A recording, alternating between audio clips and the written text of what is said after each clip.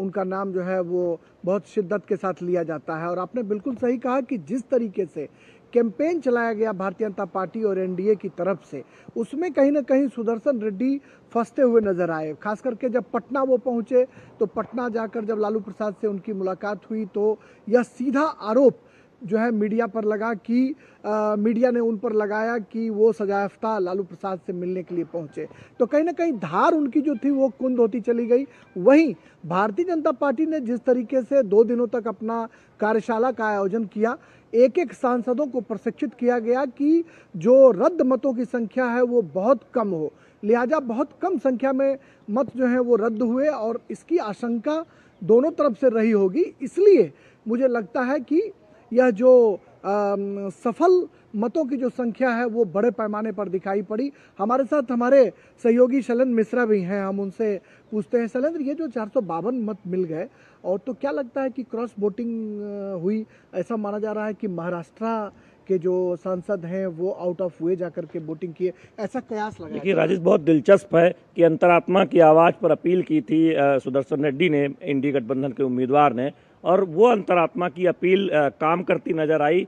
NDA उम्मीदवार जो अब अगले उपराष्ट्रपति होंगे सीपी राधाकृष्णन के पक्ष में, कम से कम 15 ऐसे सांसद जो इंडी गठबंधन के किसी न किसी दल से आते हैं, उन्होंने सीपी राधाकृष्णन के पक्ष में वोटिंग की है। चूँकि आप एनडीए की अगर संख्या मिलाएं, उसमें वाईएसआर सीपी को भी जोड़ लें तो 439 के आसपास ये संख्या बैठती है। 452 मत मिलने का मतलब यह है कि ये संख्या ऊपर जाएगी।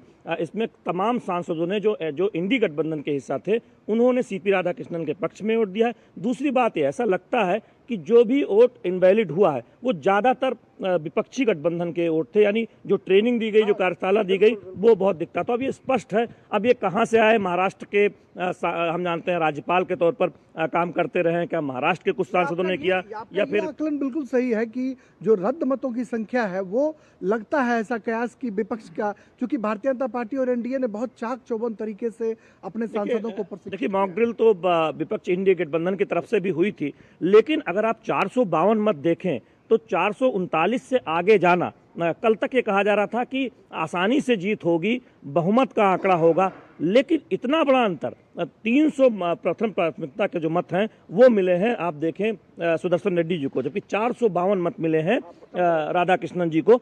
इतना बड़ा अंतर स्पष्ट है कि कई सांसदों ने पार्टी लाइन से अलग जाकर वोट किया। हालांकि हम जानते हैं इसमें विप नहीं होता, इसलिए अंतरात्मा की आवाज़ की अपील दोनों तरफ से की गई थी, लेकिन वो पक्ष में काम करते नजर आई, राधाकृष्णन के पक्ष में। और हम जानते हैं जो अगले उपराष्ट्रपति होंगे, इस बात का औपचारिक ऐलान कर दिया गया। तो एनडीए की सफल रणनीति और तमाम सांसदों का एनडीए उम्मीदवार के पक्ष में खड़ा होना, ये बड़ी जीत इसलिए हासिल होती है। ठीक है राजेश, आपको यहाँ पर रोकना चाहेंगे। दरअसल हम दर्शकों को दिखा दें सीपी राधाकृष्णन के बारे में एक रिपोर्ट। देश के नए उपराष्ट्रपति चुने गए हैं सीपी राधाकृष्णन। आज उपराष्ट्रपति के लिए हुए मतदान